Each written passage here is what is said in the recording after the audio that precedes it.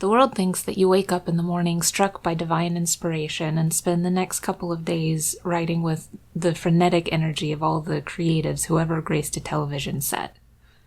The reality is a little less magical.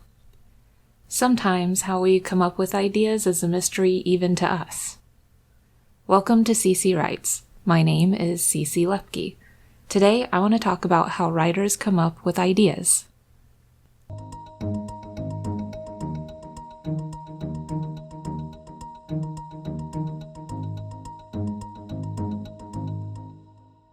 So sure, we're not magicians. Most of the time, we don't wake up feeling inspired by much of anything.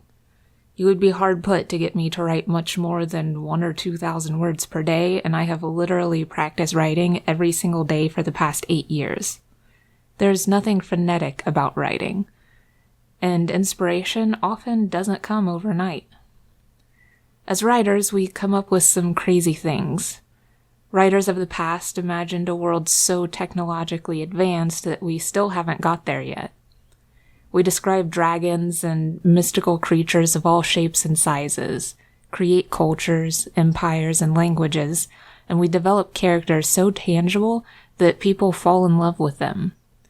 But where does it all come from, and how do you replicate it if you're not a creative person? How do you replicate it if you're suffering from writer's block? Brainstorming and idea generation is one of the most difficult and complex topics for any writer. Most of us don't even know where the stories come from. It's like there's this mystery place in the back of our brain that slowly grows an idea until one day it's big enough to put down on paper. But there's a better way, a way that any person can generate good ideas for telling a story. In this video, I'm going to show you how to tap into your creativity, how to generate ideas, and how to grow those ideas into a story. The method to tap into creativity is actually pretty simple. You have to learn to ask questions about the world. Read stuff. Go outside and watch people. Learn about things you never knew. Most importantly, keep an open mind. A lot of people are afraid to ask questions because it might make them look stupid. The difference between a writer and the rest of the population is that writers know we're stupid, and we ask questions so that we don't have to be stupid anymore. Once you're prepared to ask how the world works, you'll be ready to ask why it works that way, and what if it worked a different way. Creativity isn't a magic formula. It's simply the willingness to challenge the formulas that exist. Be creative. Practice challenging reality every single day. It might be difficult at first, so try writing down the questions you come up with and adding more questions as you learn more things about it. Let's say you spend a couple days reading Shakespeare's Julius Caesar. You might ask yourself, why did Brutus betray his friend? What if instead of betraying Caesar, he warned him instead? What if Caesar lived? What would the world be like? Would Augustus Caesar ever take the throne and usher Rome into the Golden Age? How would it have changed the world climate? Learn about what those people brought about in world history. Then change the world. Once you've got a handle on learning to be creative, the transition into idea generation is actually pretty natural. To be creative, you ask questions. To generate ideas, you answer those questions. This is why learning and reading are important aspects of a writer's life.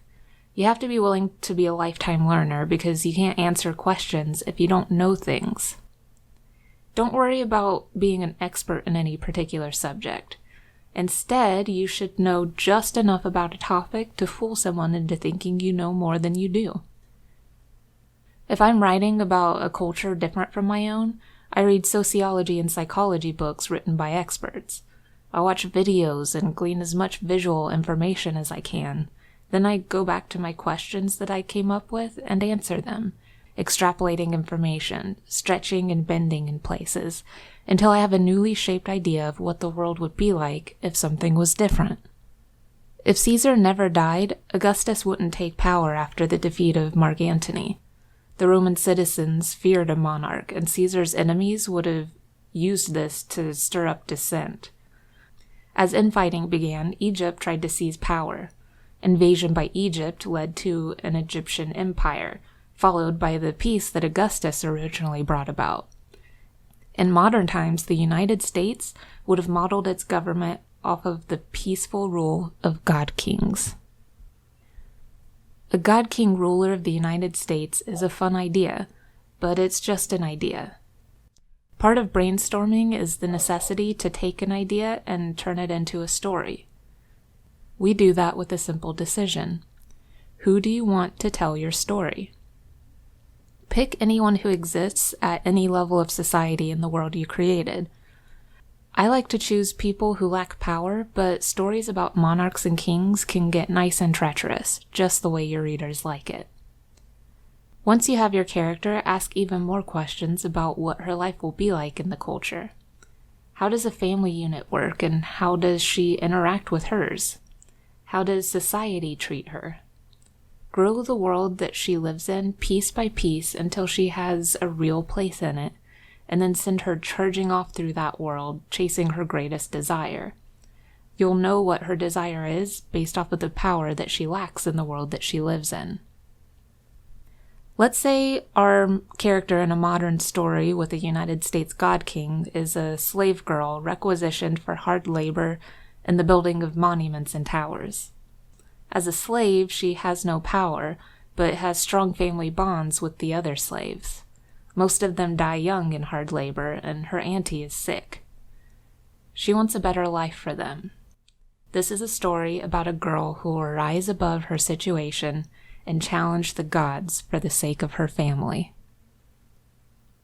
If you know where ideas come from and practice asking and answering questions about the world, it is really easy to come up with story ideas. Over time, you won't even need to think about the process. It's kind of like muscle memory. The more you do it, the more natural it becomes. At any given time, I have at least 3 story ideas developing naturally in my head. As I come across new questions, I can create more stories or add the idea to better formulate an existing story. There is such a thing as a bad idea, of course, but I wouldn't worry much about it. A bad idea is just one that hasn't had enough time to formulate properly. You don't even have to throw them out. You can simply set it aside and let it mature a little more before you bring it out again. For some people, this process happens really quickly.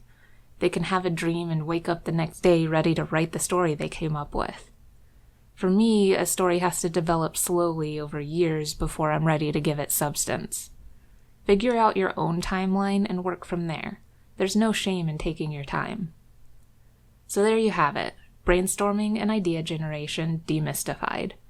There are hundreds of other ways that you can come up with ideas, but this is a really simple method that I rely on pretty heavily for my own stories.